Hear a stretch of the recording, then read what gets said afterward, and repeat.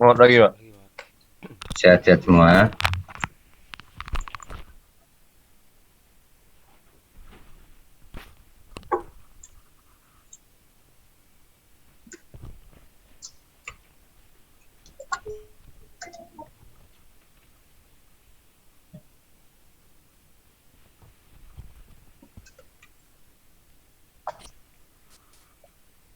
Bentar ya.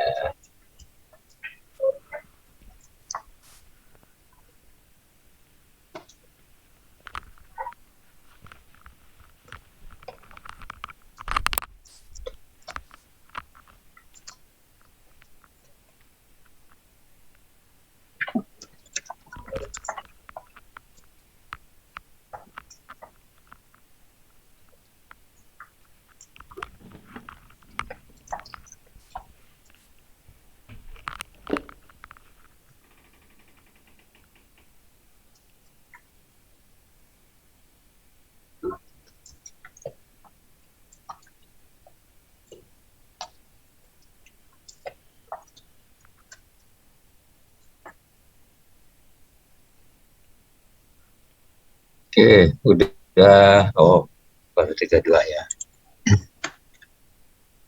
Oke, ada yang tinggal di Malang nggak ya?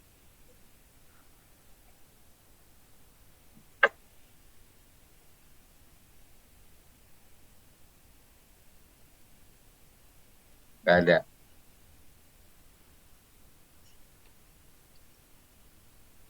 Sarah Mutia ada nggak Sarah Mutia? Ada, Pak. Ah, karena kamu sudah ada, Sarah, gue kerjain dulu nggak apa-apa ya. Gue seneng kan kalau dikerjain ya. Tolong pimpin berdoa. Setelah itu kamu siap-siap presentasikan topik dan masalahnya ya. Siap, Pak. Sebentar dulu saya buka dulu nih ya. Saya belum mau klaim host ternyata.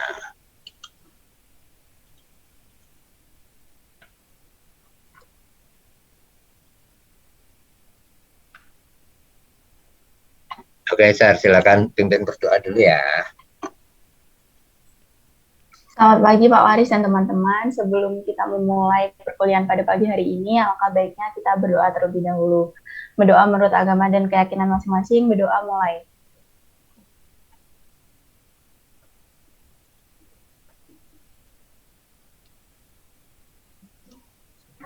Berdoa selesai.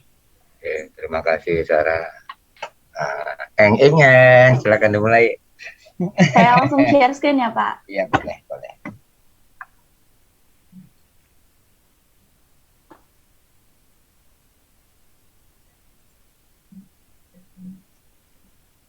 Apa sudah terlihat, Pak? Sedang loading. Udah.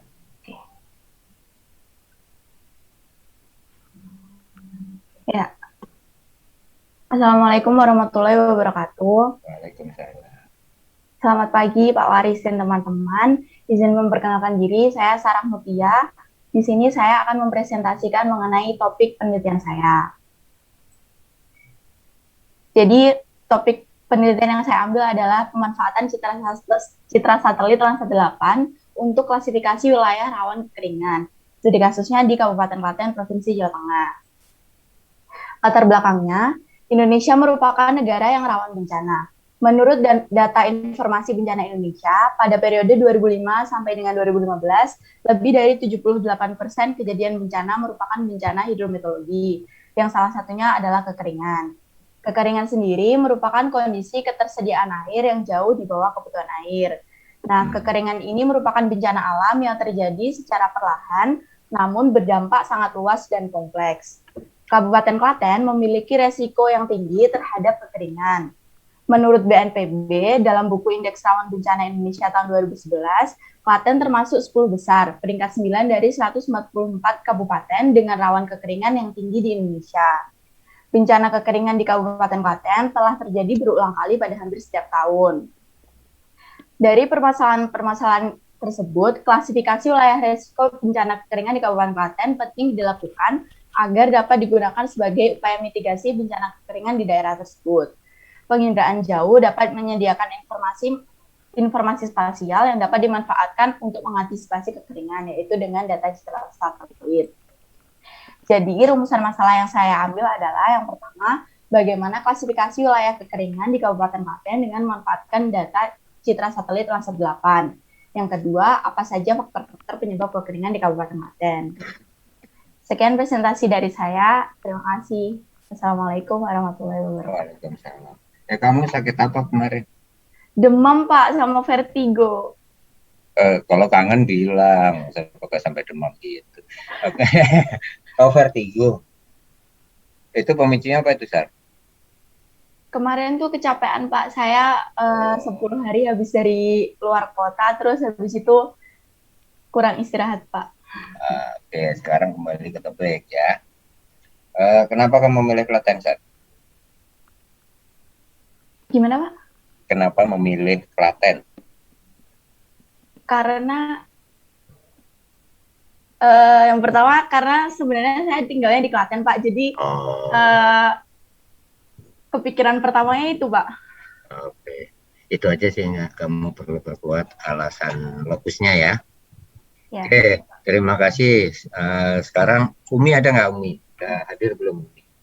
Hadir, Pak. Silakan, Umi. Izin share screen ya, Pak. Iya.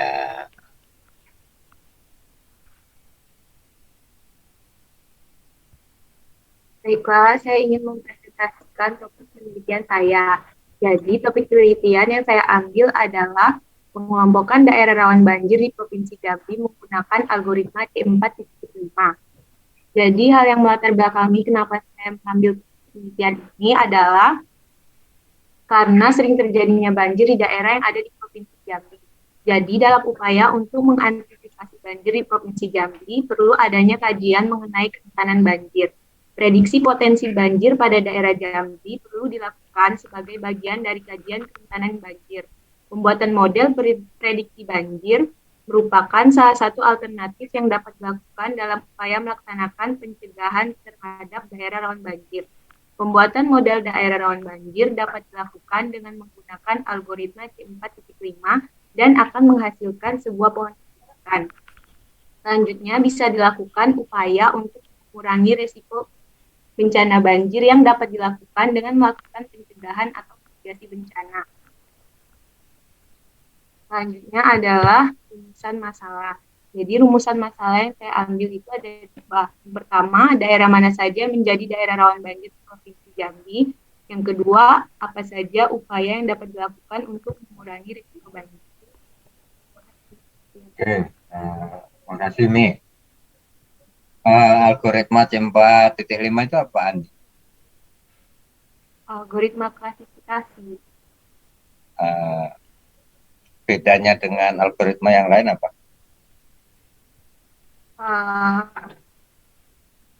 Lebih simpel. Lebih simpel. Enggak, nanti kamu siap-siap berargumen kenapa kamu memilih algoritma C4.5, itu yang pertama.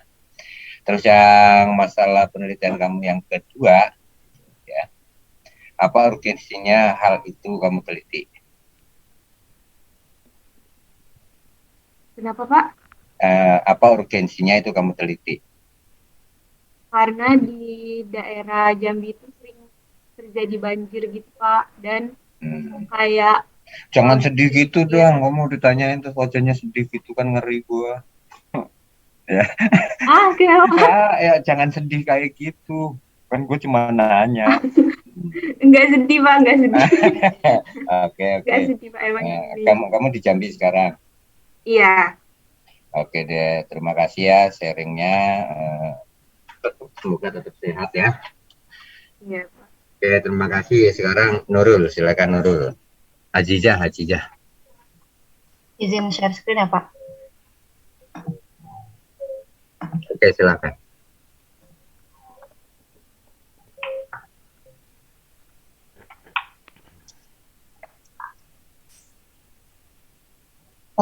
Selamat pagi, Pak Waris. Ya, selamat pagi. Izinkan untuk presentasi tentang topik penelitian saya. Nah, masalah dari penelitian itu, masalahnya itu berdasarkan Berdasarkan publikasi Badan Pusat Statistik tahun 2020, pada bulan September 2020, jumlah penduduk miskin di Lampung mencapai 1,09 juta orang, naik sebesar 41,82 ribu orang dibandingkan dengan kondisi Maret 2020 yang sebesar 1,05 juta orang, dan mengalami kenaikan.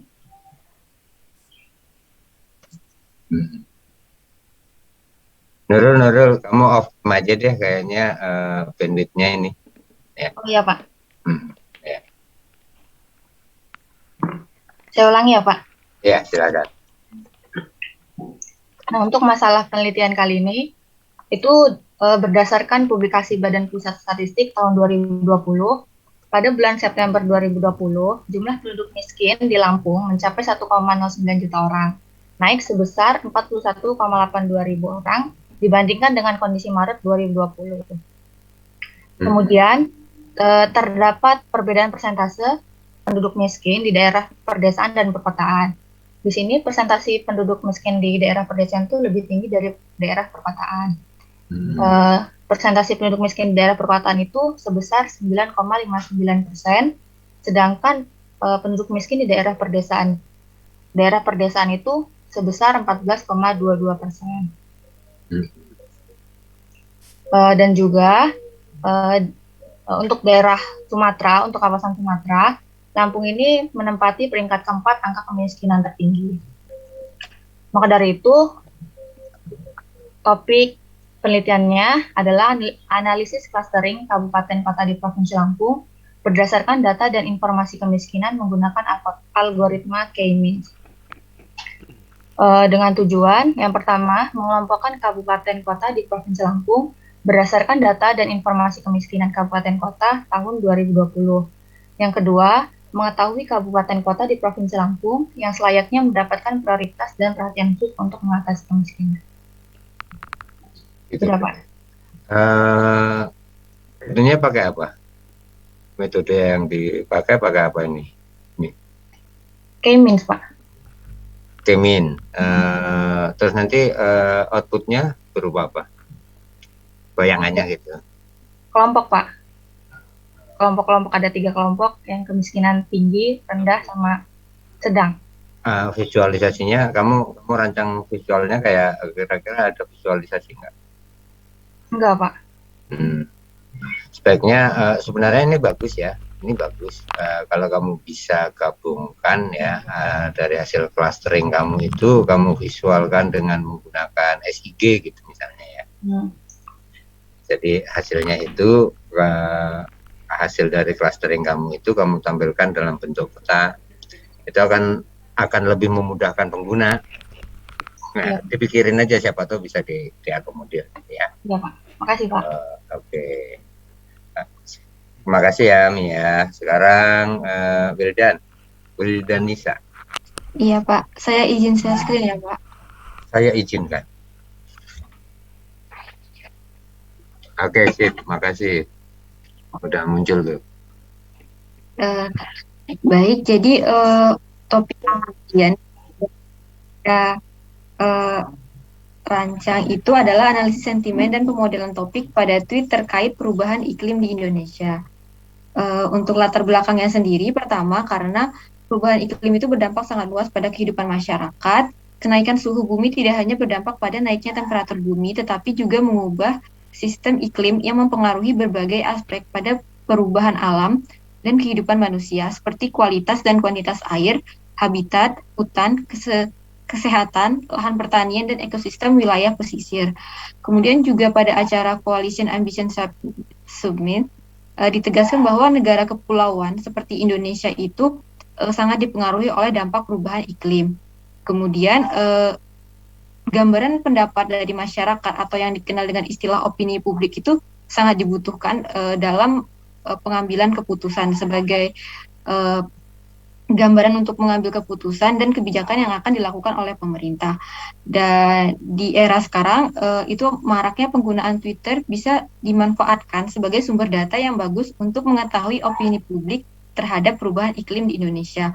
Oleh karena itu, saya mengambil topik untuk melakukan analisis sentimen dan pemodelan topik terkait tweet perubahan iklim di Indonesia yang tujuannya pertama tadi saya mau mengidentifikasi tweet berbahasa Indonesia yang membahas permasalahan perubahan iklim.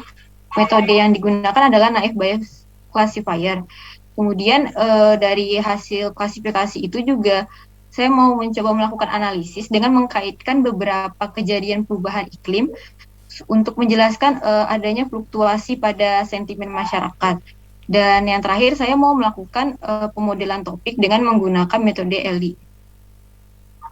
Dari penelitian ini diharapkan bisa memberikan pengetahuan mengenai bagaimana opini publik terhadap perubahan iklim, dan informasi tersebut juga bisa digunakan untuk memahami reaksi dan preferensi publik dalam membantu menentukan kebijakan pemerintah, Pak.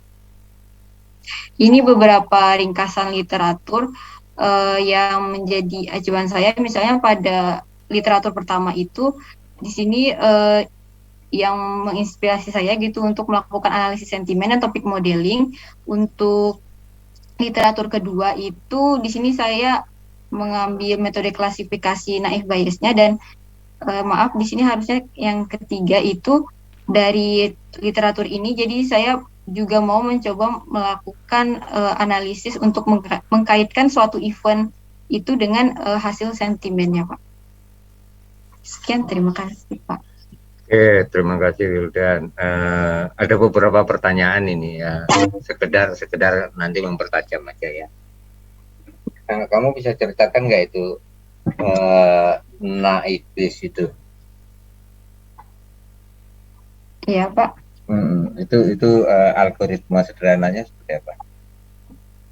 Jadi kalau yang saya tahu itu contoh sederhananya itu biasanya kalau itu Pak untuk mengklasifikasikan tweet, untuk mengklasifikasikan mana yang spam, mana yang tidak, kan itu ini kalau saya tidak salah Pak ya, dia kan misalnya di dalam suatu teks itu berapa kali kemunculan suatu kata. Nah itu kalau misalnya untuk suatu kalimat itu misalnya ada banyak kata-kata terkait spam gitu, sehingga dia nanti diklasifikasikan sebagai tweet spam. Kemudian kalau untuk yang tidak spam itu bagaimana gitu? Oke, itu satu. Terus yang kedua, berarti kan kamu hanya mendasarkan dari sentimen terhadap climate change, gitu ya? Betul? Iya Pak. Itu kira-kira kalau saya misalnya pengguna informasi ini untuk mengambil kebijakan, itu kira-kira manfaat apa yang bisa saya lakukan dari mengetahui sentimen itu?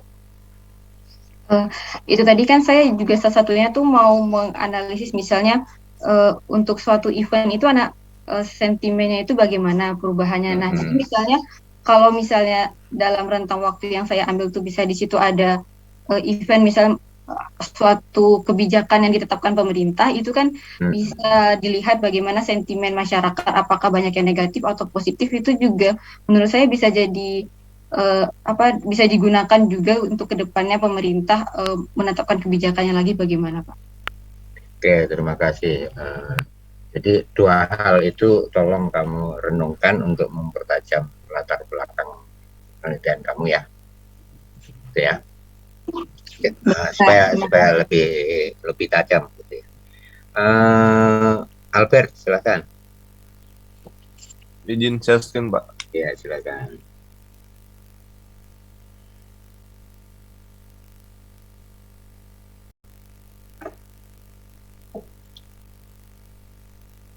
Baik. Oh ya, sudah kan sore. Nah, jadi ini judul saya, implementasi Random Forest dalam penentuan kelayakan suatu. Kayaknya ada salah judul bukan? Oh, enggak, benar, Pak. Oke, silakan.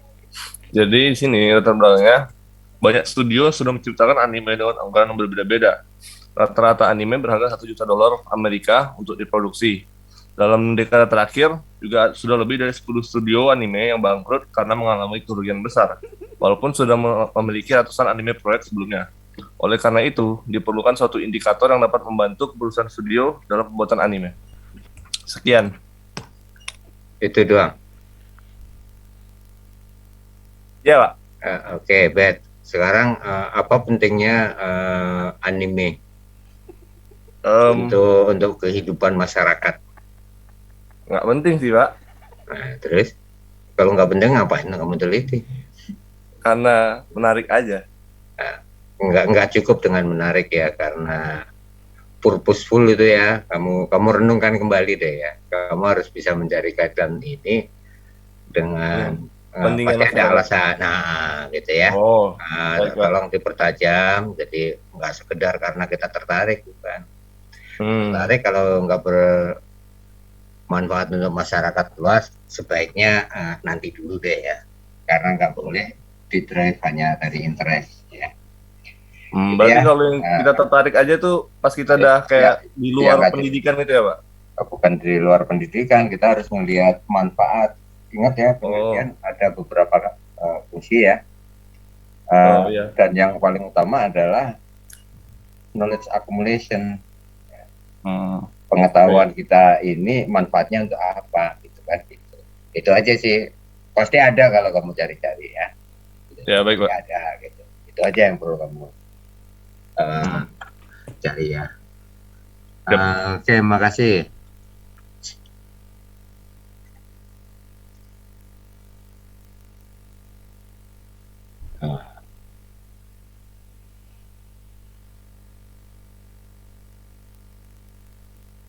Sebentar nih. Hafiz. Ya Pak, izin screen ya Pak. Ya, boleh.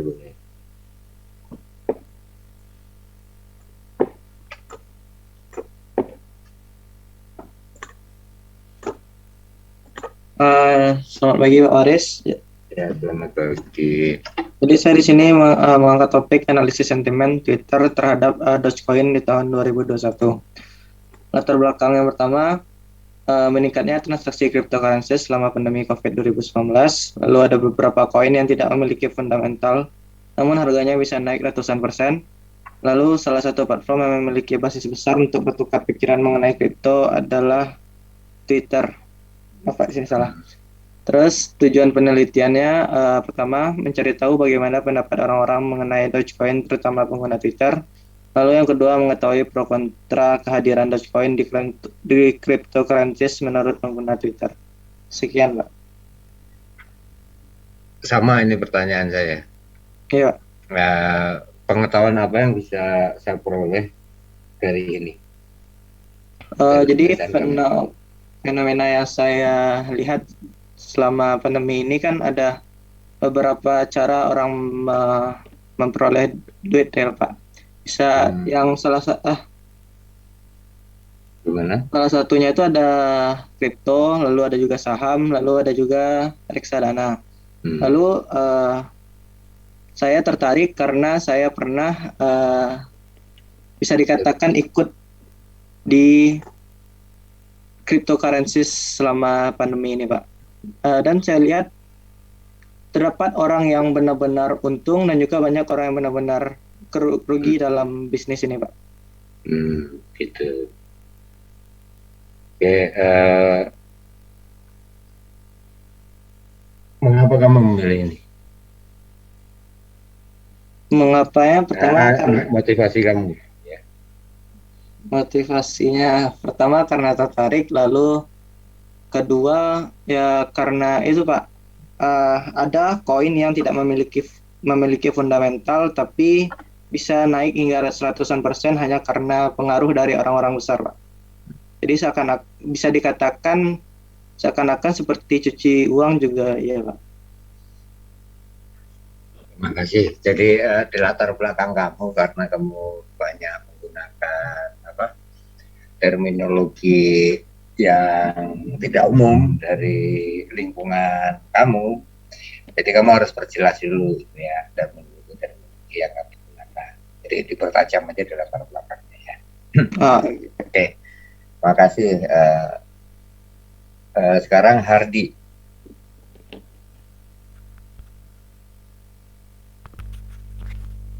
Silakan. Izin Pak, Hardi tadi ngabarin ke saya dia di rumahnya mati listrik Pak. Oh, mati listrik. Iya Pak. Nggak sakit kemarin. Langsung mati ya. Lu tegang amat lu Chan. Aduh. Oke, Hardi, nggak ada. Ridwan? Ya Pak, Ya, izin silakan. share screen-nya. Ya boleh.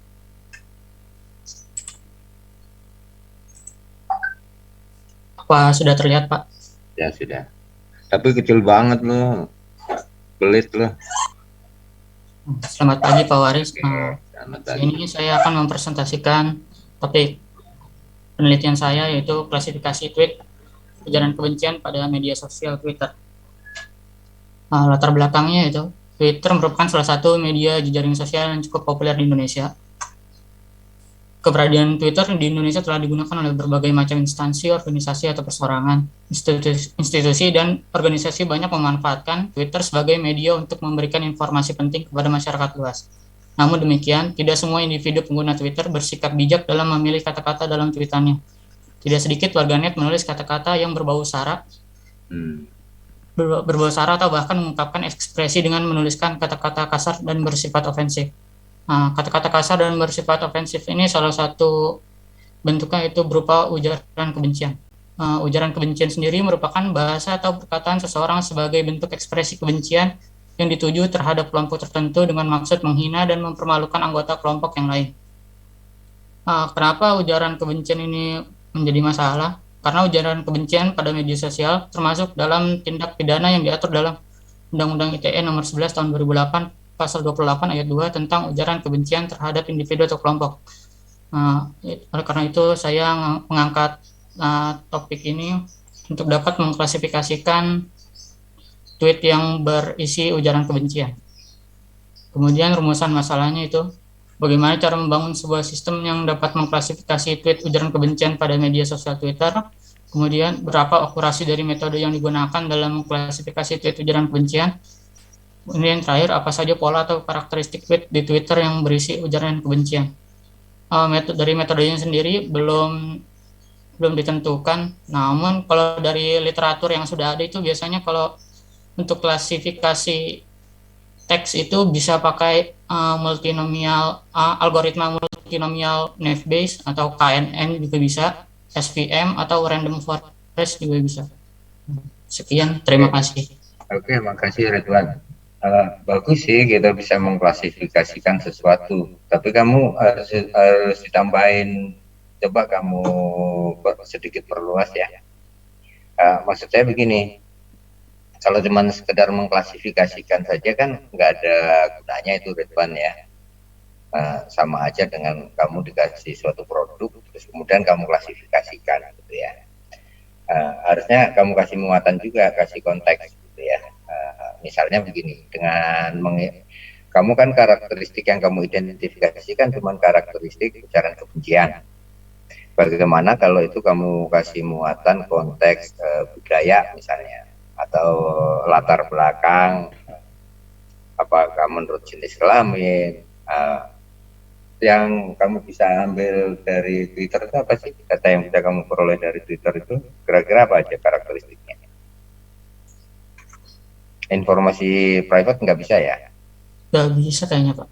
Cuma tweetannya doang sama mungkin sama tanggal di tweetnya itu. Kan ada lokasi nggak? Lokasi mungkin kalau yang di tag bisa. Kalau ada muatan lokasi masih agak mendingan, artinya dari sisi kebijakan gitu ya, sebagai pengelola yang harus menjamin ketentraman masyarakat gitu, itu masih agak ada manfaatnya. Tapi kalau kamu sekedar membuat klasifikasi kan nggak ada manfaatnya itu. Gitu ya, tolong direnungkan ulang deh untuk meningkatkan added value dari klasifikasi yang kamu lakukan ya. Baik Pak. Gitu ya. Oke, terima kasih Ridwan. Sekarang Fania. Izin share screen Pak. Ayo. Oh, kamu yang namanya Fania.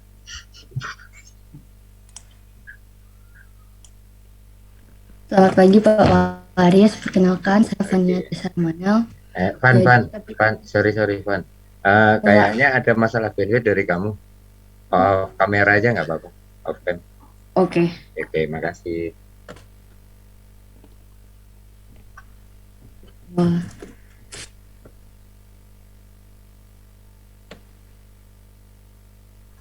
Jadi topik penelitian yang saya angkat itu analisis sentimen pengguna Twitter terhadap kenyamanan pengunjung objek wisata di Sumatera Barat menggunakan klasifikasi Naive-Bayes. Masalah penelitian yang saya angkat yang pertama yaitu adanya anggapan masih kurangnya fasilitas pendukung objek wisata yang diharapkan pengunjung. Yang kedua yaitu pengguna Twitter ada yang mengeluhkan tentang kurang nyamannya layanan pada objek wisata. Yang ketiga yaitu pengguna Twitter ada yang mengeluh tentang kebersihan objek wisata. Dan yang keempat yaitu ada keluhan pengguna Twitter tentang sarana yang tersedia pada objek wisata. Tujuan penelitian ini adalah untuk mengetahui klasifikasi sentimen pengguna Twitter terhadap kenyamanan pengunjung objek wisata di Sumatera Barat. Yang kedua yaitu untuk mengetahui gambaran sentimen positif pengguna Twitter terhadap kenyamanan pengunjung objek wisata di Sumatera Barat. Dan yang ketiga yaitu untuk mengetahui gambaran sentimen negatif pengguna Twitter terhadap kenyamanan pengunjung objek wisata di Sumatera Barat. Sekian Pak, makasih Pak.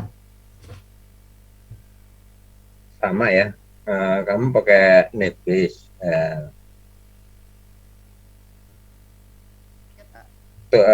Ada bayangan nggak hasil dari klasifikasi itu? Nanti kamu pakai apa? Bayangannya klasifikasi ini kan nanti menghasilkan pandangan dari masyarakat itu positif atau negatif. Nah, dari hal yang positif dan negatifnya, mungkin untuk yang positifnya bisa menjadi kebijakan dari pemerintah atau pengelolanya, Pak. Dari saya melihatnya dari fasilitasnya, terus layanan yang diberikan tentang kebersihannya dan sarananya. Sekian, Pak. Itu kayaknya akan lebih bermanfaat juga kalau kamu tambahkan unsur geospasial dari hasil klasifikasi kamu. Jadi kebijakan pengembangan pariwisatanya menjadi lebih mudah kan gitu. Jadi unsur informasi geospasialnya kamu ambil bersamaan dengan teks cuitannya ya. Renungkan. Itu lebih bermanfaat. Mungkin sih nambah pekerjaan dikit gitu, tapi edit value-nya cukup besar itu nanti Pak. Ya. Terima kasih Pak. Oke, Amanda sekarang. Makasih ya, Van. Iya, Pak. Izin share screen ya, Pak. Oke.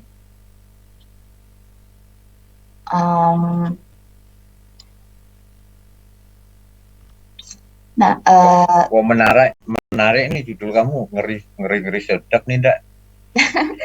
Amanda. Gimana nih? Ya udah nggak apa-apa. Pertama topik yang akan saya ambil itu analisis penyebaran konten pornografi di Twitter dengan pendekatan social network analysis. Latar belakangnya karena kita nih banyak pengguna media sosial, terutama Twitter, terus konten-konten pornografi ini masih mudah diakses dan tersebar luas di Twitter. Terus menurut situs familiarweb.com, Twitter ini menempati peringkat 10 situs teratas yang diakses netizen Indonesia, sementara situs porno populer itu munculnya pada peringkat yang cukup rendah, itu peringkat 21, 26, sama 37. Rumusan masalahnya, ini saya akan mengidentifikasi siapa saja aktor-aktor yang terlibat dalam penyebaran kontennya, terus bagaimana pola persebarannya, sama pertumbuhan komunitas penikmat konten pornografi yang ada di Twitter. Ini kira-kira gambaran metodologinya. Itu pertama, pengambilan data Twitternya ini menggunakan teknik scraping dengan menggunakan keyword yang terkait dengan konten pornografi, terus pembuatan jaringan aktornya, data tweetnya ini ditransformasikan jadi jaringan aktor. Jaringannya ini dibuat berdasarkan mention, replay, sama retweet antar pengguna yang berinteraksi dengan aktor yang menyebarkan konten. Terus analisis sama visualisasinya nanti kira-kira dilakukan dengan R atau Python. Analisis yang dilakukan meliputi gambaran umum jaringan dan metrik-metrik yang ada pada SNA seperti degree centrality, betweenness centrality, sama reciprocity dan lain sebagainya. Itu Pak kira-kira. Oke, Manda, makasih. Ini enggak di latar belakangnya menurut saya masih belum cukup kuat ya. Belum cukup kuatnya gini, misalnya kamu perlu menggali, emang sih kamu tertarik, tapi tertarik saja kan nggak cukup ya.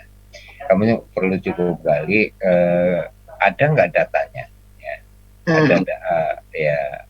Siapa tahu ada yang pernah meneliti seberapa besar gitu ukurannya ya, size-nya gitu, pemanfaat Twitter pornografi ini.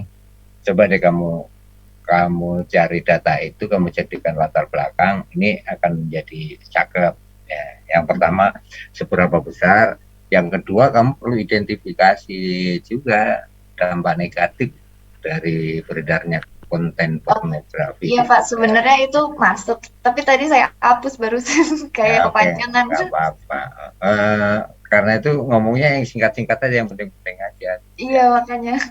Oke, makasih Manda ya. Iya, makasih Pak. Oke, berikutnya adalah Rumayani atau Rumayanto nih? Rumayani Pak. Silakan Rum. Ya, bisa.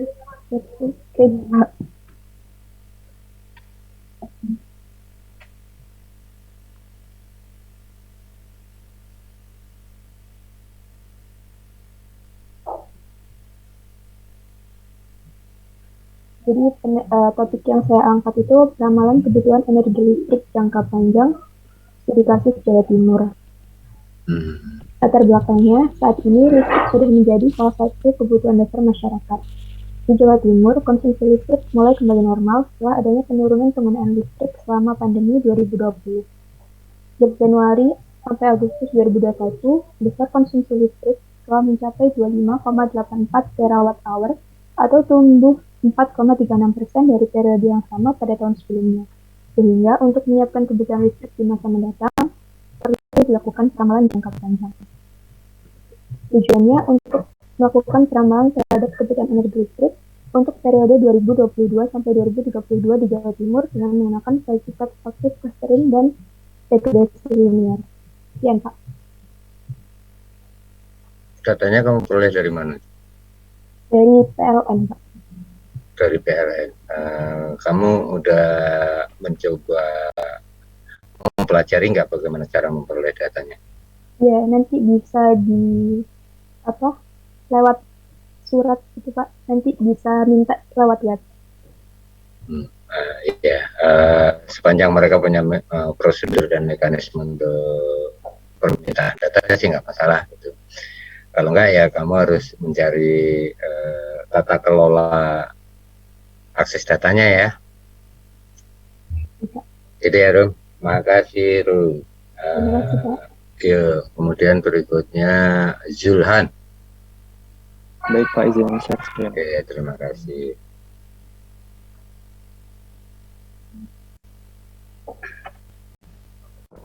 Jadi topik saya yaitu analisis sentimen Twitter terhadap data Badan Pusat Statistik menggunakan Indober.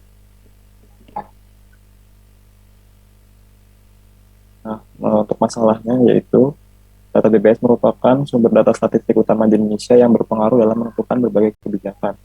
Kemudian, kualitas data yang dihasilkan BPS seringkali diperdebatkan. Nah, kemudian penelitian terkait kepuasan pengguna data BPS sudah pernah dilakukan, tapi dengan menggunakan non-probability sampling dan juga dengan jumlah sampel yang terbatas. Karena itu diperlukan sumber data yang lebih luas untuk mendapatkan kesimpulan yang lebih baik mengenai persepsi masyarakat terhadap data BPS.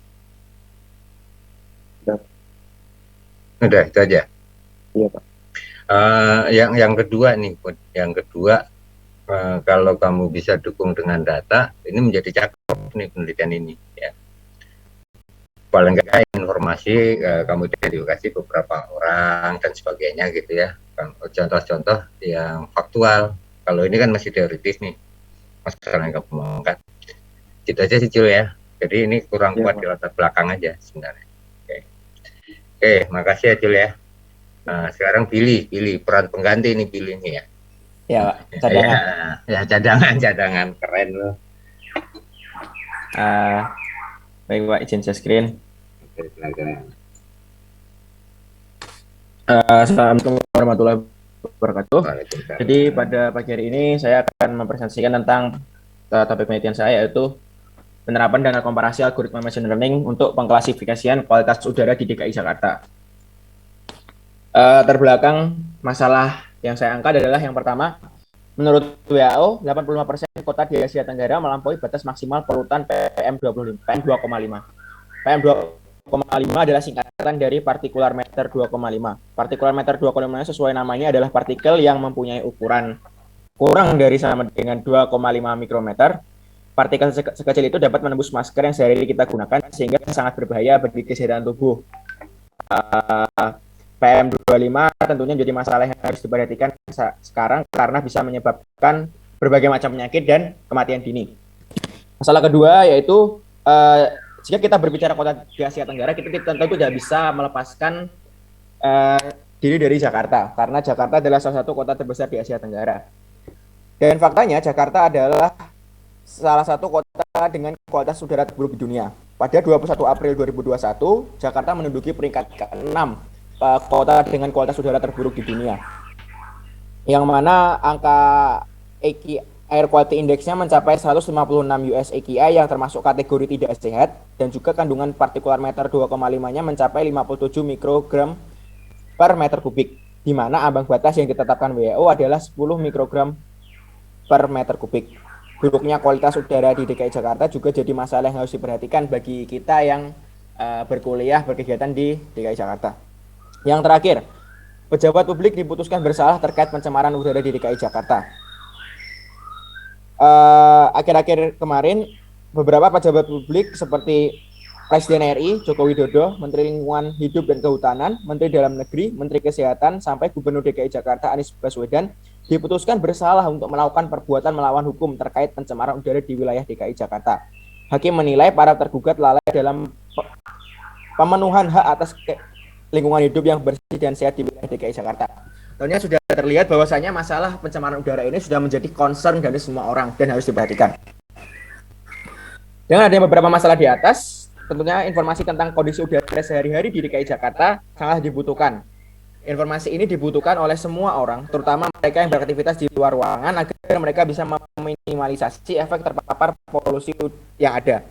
Di Provinsi DKI Jakarta sendiri sudah terdapat sebuah upaya pengukuran kualitas udara, yaitu menggunakan indeks standar pencemaran udara atau yang bisa disingkat dengan ISPU. ISPU ini dihitung berdasarkan beberapa polutan yang dicatat oleh stasiun pengukuran kualitas udara yang tersebar di DKI Jakarta. Demi mendapatkan informasi yang cepat, saya ingin membuat skema dari tiap polutan. Tujuan penelitian yang saya lakukan adalah yang pertama membangun model klasifikasi berdasarkan beberapa algoritma machine learning, dan yang kedua menentukan model klasifikasi terbaik dari model-model yang telah dibuat. Variabel-variabel yang saya gunakan, yang pertama variabel independennya, seperti yang saya bilang tadi, karena ISPU dipengaruhi oleh beberapa polutan. Yang pertama ada karbon dioksida, dan yang kedua ada sulfur dioksida, ketiga ada nitrogen dioksida, lalu ada ozon, yang kelima ada partikular matter 2,5 dan partikular matter 10. Lalu variabel dependen dalam penelitian saya adalah indeks standar pencemaran udara. Lalu tadi saya bilang ingin membandingkan algoritma-algoritma mana yang paling baik untuk mengklasifikasikan masalah ini. Dan saya memutuskan untuk menggunakan 5 algoritma ini, yaitu decision tree, random forest, SVM, k-nearest neighborhood, dan naive Bayes. Dari kelima model yang akan dihasilkan dari algoritma ini, saya akan memilih yang mana yang terbaik akurasinya, yang bisa mengklasifikasikan masalah kualitas udara di DKI Jakarta tersebut. Terima kasih Pak, mungkin itu dari saya. Oke, Bill, coba kembali ke halaman pertama kan. Iya Pak. Oke, ya lagi ke depan lagi, Bill. Datanya kamu peroleh dari mana ini? Datanya saya peroleh dari data jakarta.go.id, Pak. Seriesnya cukup panjang? Panjang dari tahun 2010 sampai terakhir 2021 ada. Itu aja saya ingin memastikan bahwa kamu tidak akan kesulitan di data. Iya. Jadi kamu tidak perlu scraping kan? Artinya kamu minta mereka aja kan? Iya, sudah tersedia di webnya dan kemarin sudah saya coba unduh bisa. Oke. Udah kamu jalankan aja udah, jadi skripsinya udah selesai dulu kalau. Oke, terima kasih Bill. Berikutnya Eliana ya. Ya Pak, izin jelaskan Pak. Silakan Eli.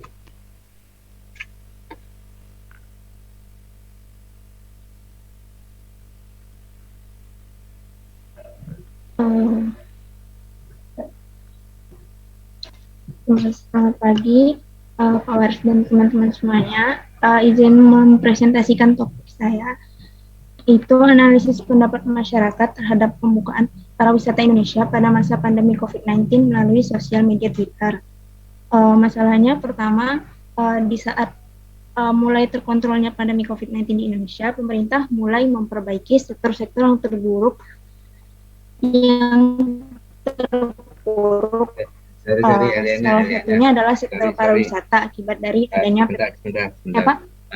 Ini suara kamu bergelombang, kayaknya ada masalah sinyal. Kamu off cam aja nggak apa-apa? Iya Pak. Oke, ayo. Saya ulangi dari masalah.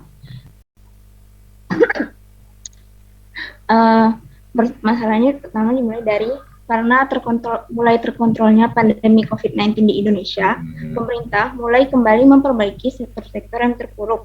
Salah satunya adalah sektor pariwisata akibat adanya PPKM. Sekarang mulai dibuka berbagai tempat wisata dan penerbangan mancanegara akibat dari adanya kebijakan ini.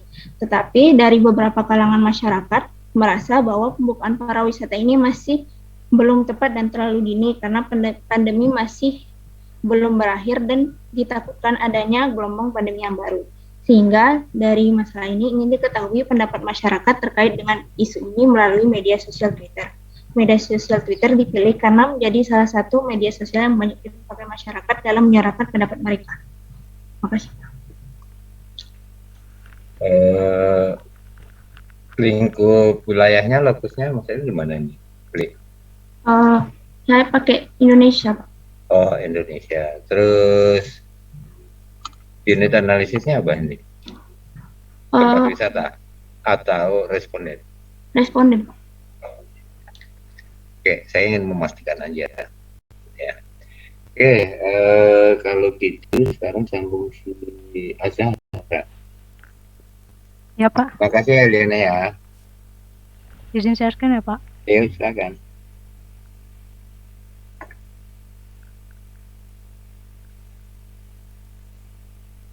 Sudah terlihat belum Pak? Udah, kamu yang nggak kelihatan. Oke, bismillah. Assalamualaikum warahmatullahi wabarakatuh. Saya akan menjelaskan tentang topik, masalah, beserta sedikit gambaran penelitian yang telah saya ajukan sebelumnya. Di sini topik penelitian yang saya ajukan itu tentang analisis sentimen pada Twitter terhadap kebijakan pembelajaran tatap muka terbatas atau PTM terbatas di Indonesia dengan menggunakan metode naive Bayes classifier. Nah, di sini latar belakang atau fenomena masalahnya itu sejak kemunculan pandemi COVID-19 yang merajalela berdampak pada berbagai sektor, salah satunya yakni sektor pendidikan. Nah, pada tahun 2020, antara pertengahan atau akhir tahunnya itu ditetapkan surat keputusan bersama nomor 4 Menteri, di mana sekolah pada zona hijau dan kuning dapat membuka PTM dengan beberapa syarat. Kemudian pada tahun 2021 terdapat penyesuaian aturan bahwa PTM terbatas itu dapat dilaksanakan pada sekolah di wilayah PPKM level 1 sampai 3. Kemudian di sini terdapat beberapa opini dari masyarakat terhadap kebijakan ini. Yang pertama itu pada bulan April 2021 berdasarkan survei dari Lembaga Arus Survei Indonesia, sebanyak 75,8% itu masyarakat setuju agar PTM itu segera dilakukan. Kemudian pada bulan September 2021 terdapat kejadian somasi terbuka yakni keberatan penyelenggaraan paten terbatas yang dikirimkan dari sesuatu aliansi kepada pemerintah. Nah, maka dari itu rumusan masalah yang diajukan pada penelitian itu, satu, bagaimana sentimen masyarakat terhadap kebijakan paten terbatas di Indonesia. Lalu yang kedua, bagaimana cara pengklasifikasian data opini masyarakat terhadap kebijakan paten terbatas di Indonesia dengan metode NDC.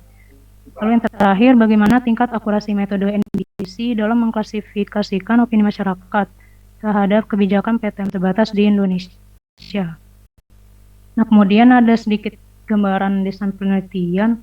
Yang pertama itu metode pengumpulan datanya, saya menggunakan web scraping, kemudian sumber datanya itu dari API Twitter, dan waktu pengumpulan datanya itu adalah data yang termutakhir, jadi sekitar 1 bulan terakhir mungkin. Lalu yang keempat, periode. Lalu yang keempat, pengukurannya itu dengan kategorisasi itu dibagi jadi 2, positif dan negatif. Ya, sekian Pak. Oke, ini sama dengan masalah-masalah yang diangkat oleh teman-teman sebelumnya. Saya sih mengusulkan kamu kasih konteks geospasialnya ya. Karena kalau Indonesia kan terlalu luas menangani kebijakan itu. Karena wilayah Jawa belum tentu sama dengan wilayah luar Jawa. Kamu kan kasih konteks geospasialnya, itu akan menjadi lebih cakep. Usul aja, kamu udah. Oke, Hardi sudah hidup kembali belum? Belum ya?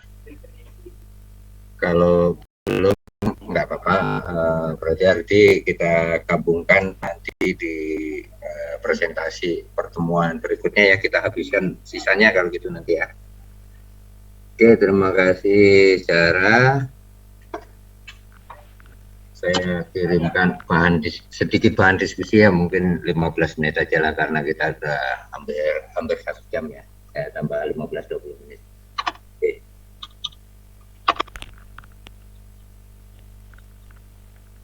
Saya share dulu.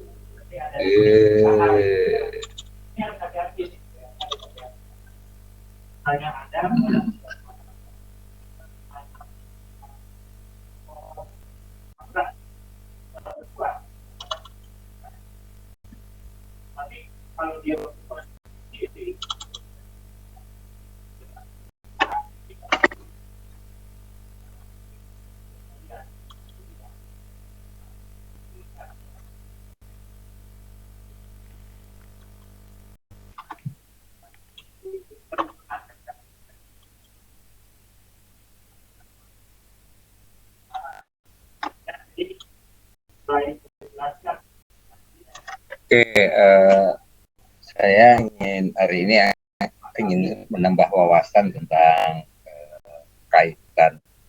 Minggu lalu kan kita sudah ngomongin penelitian yang empiris ya. Salah satu dari penelitian empiris itu yang paling banyak digunakan adalah dalam konteks memecahkan suatu masalah. Ya. Jadi saya ingin melihat kedua hal ini di mana keterkaitannya. Ya. Ini proses penelitian dalam versi lain. Kalau dari sudut ilmiah, siklus hidupnya atau life cycle dari metode ilmiah itu kan cuma seperti ini ya. Dari 14 langkah yang dikemukakan oleh Uma sekarang, itu sebenarnya bisa diringkas menjadi 6 ini, dimulai dari pertanyaan, kemudian kita memilih topik, menyusun hipotesis, kemudian melakukan eksperimen atau pengumpulan data, melakukan analisis, sampai pada kesimpulan. Nanti dari kesimpulan ini belum tentu semua persoalan yang kita tanyakan tadi tuntas, gitu. Atau bahkan kita menemukan pertanyaan baru, kita mulai lagi, kan siklus hidupnya seperti itu ya. Dan kalau diurai menjadi langkah yang mediocre gitu ya, di antara Uma sekarang yang begitu rinci dengan metode siklus hidup, metode ilmiah secara umum, kita bisa buat menjadi seperti ini. Dan itu yang sudah kita bahas tentang metode penelitian sampai sejauh ini secara umum. Nah, khusus untuk metode penelitian yang banyak terkait dengan kita di sains data, itu pada umumnya adalah metode penelitian empiris empiris. Karena itu salah satu bentuk atau metode yang bisa kita tempuh adalah dengan membuat menggunakan metodologi clear kan, formal, misalnya dengan algoritma seperti yang diperkarakan oleh Billy tadi, algoritma mana yang menjadi paling efisien dan sebagainya kan begitu ya. Nah, untuk hal-hal yang seperti itu ya, antara lain kita memerlukan sebagian dari metode penelitian untuk empiris itu adalah untuk memecahkan suatu masalah, kan gitu ya, problem solving. Nah, dalam konteks problem solving itu ada beberapa model metodologi yang dikemukakan, tapi yang paling populer diantaranya adalah model ini dengan menggunakan pendekatan 6 tahap. Ya. Jadi ada 6 tahap yang diperlukan untuk memecahkan masalah. Ini salah satu pendekatan yang populer. 6 tahapnya dimulai dari mana? Mulai dari mendefinisikan masalah. Ya, oke. Sambil kita bandingkan nih. Kalau di metode penelitian kan sama tadi ya. Metode penelitian ilmiah sama aja. Nah, kita melakukan observasi dalam rangka apa? Memperluas topik, ya, gitu kan? Kita melakukan observasi dalam rangka apa? Dalam rangka supaya kita punya pertanyaan. Sama, kita melakukan pendefinisian masalah. Nah, yang menjadi agak berbeda, ya, begitu di penelitian ilmiah yang umum, dalam rangka menentukan bagaimana kita mengatasi masalah, kita melakukan kajian dan pengumpulan data. Nah, dalam metode pemecahan masalah, karena dia masalah empiris yang dihadapi sehari-hari, begitu dia ketemu masalah, langkah berikutnya adalah mengidentifikasi. Misalnya dia menjalankan suatu sistem, ya kita dicari sistem mana yang tidak berfungsi. Kalau dia tentang suatu prosedur mana yang tidak jalan, gitu ya. Kalau dia merupakan adat kebiasaan mana yang kemudian berubah. Jadi kita identifikasi apa sih yang menjadi penyebab masalah tersebut. Ya, ini Anda bayangkan kita berada di dalam suatu sistem produksi, ya, melibatkan banyak unit, kemudian tiba-tiba ada satu unit terganggu. Nah, ya, unit itu yang kita dalami, gitu, yang terganggu. Dan secara keseluruhan proses ini kan sebenarnya system thinking ini ya, berpikir secara kesisteman, gitu ya. Ada masalah, kita identifikasi root cause-nya, ya. Penyebabnya apa ini? Penyebabnya. Setelah ketemu penyebabnya, kita dalamin lagi sehingga kita bisa menawarkan berbagai alternatif solusi. Ya. Oh, kalau ini tidak berfungsi, didalamin lagi. Oh, ternyata ada unsur orang, ada unsur mesin, gitu misalnya, komposisinya seperti apa. Nah, kita buat berbagai alternatif. Nah, kita berbuat berbagai alternatif calon dari solusi terhadap masalah yang kita identifikasi. Nah, kemudian dengan berbagai alat kita memilih, gitu ya, memilih satu yang kita anggap paling optimal atau terbaik sesuai dengan kondisi yang ada. Jadi begitu ketemu, nah ini yang biasanya kita kelewat nih. Kita menganggap bahwa solusi yang kita temukan itu merupakan satu-satunya.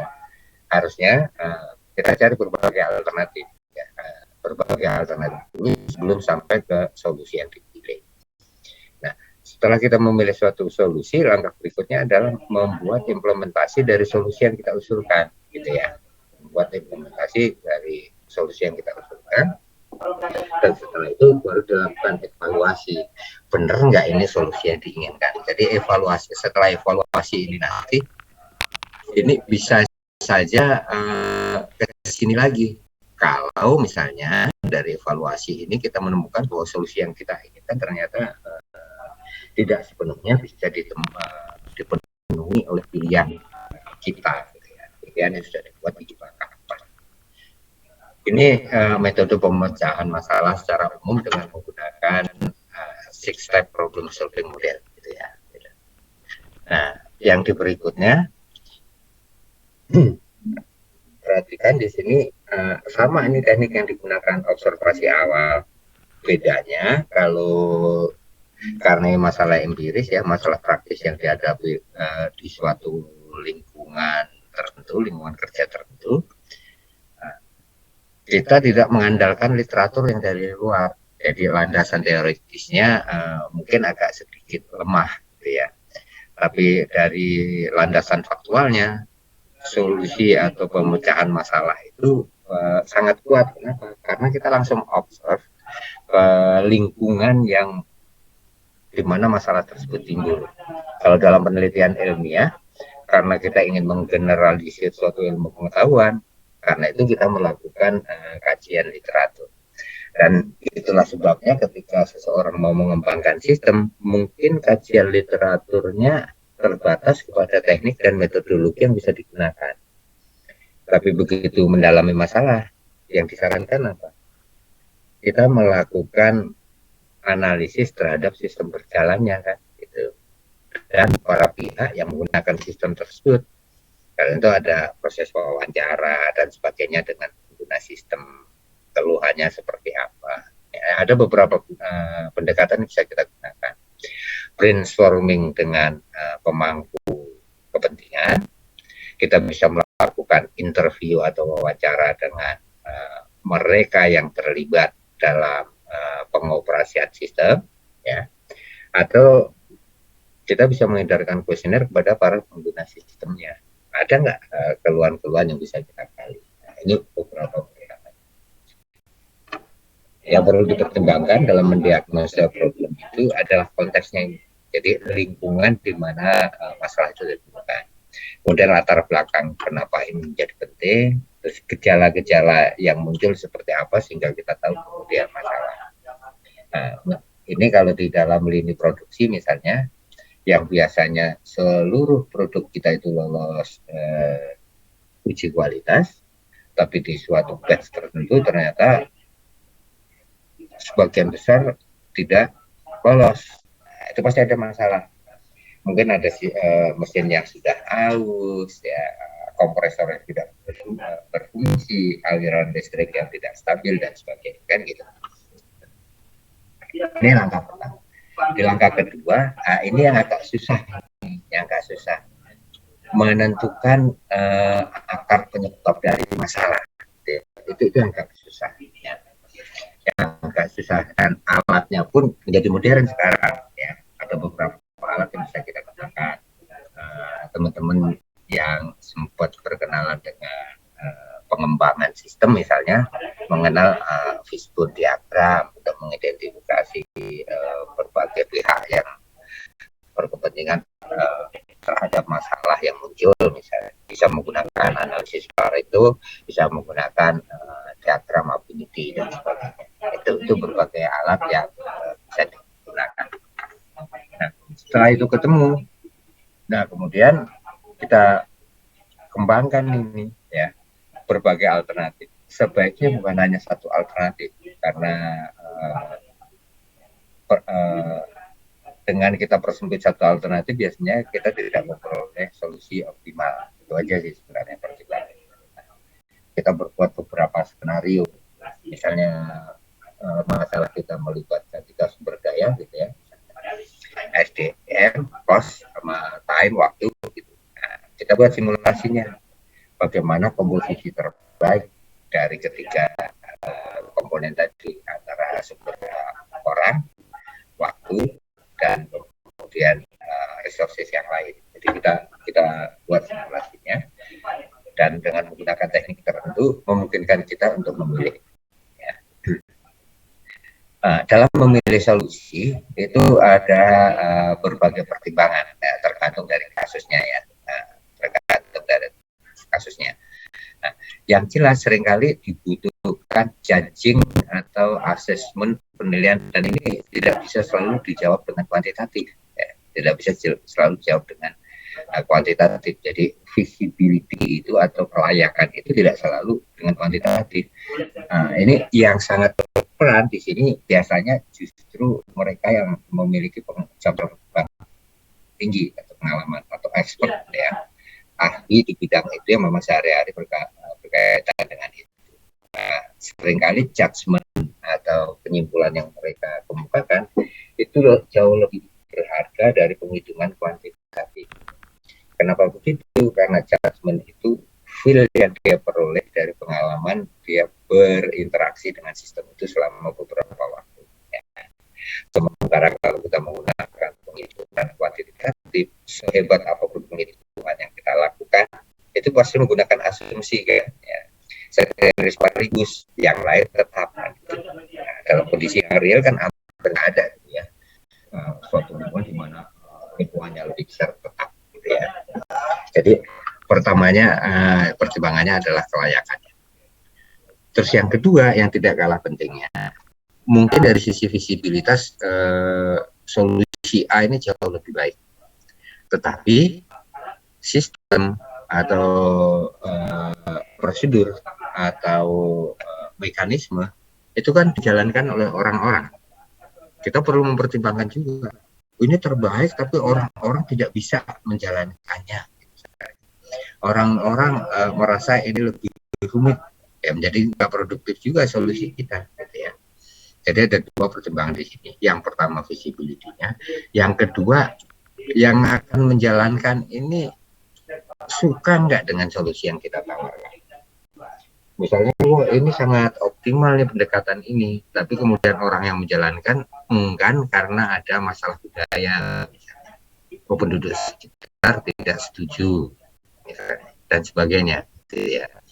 Jadi trade off atau tawar-menawar dua kepentingan ini biasanya yang kemudian keluar sebagai solusi yang dipilih, gitu ya. Oke, solusi sudah, kemudian diimplementasi. Ya. Setelah kita sebelum mengimplementasikan sistem, ada beberapa hal ini seperti perencanaan proyek sebenarnya. Ya. Kita perlu melakukan sosialisasi, memperoleh ide bersama dengan seluruh anggota tim. Kemudian kita menyusun rencana kegiatannya, terus kemudian kita implementasikan, dan untuk mengontrol supaya semuanya berjalan dengan baik, kita menggunakan berbagai alat, bisa berupa kancah, bisa berupa timeline, bisa berupa kerangka log ya yang akan kita gunakan itu. Baru kemudian disepakati kapan implementasi yang baru ini akan dimulai, gitu ya.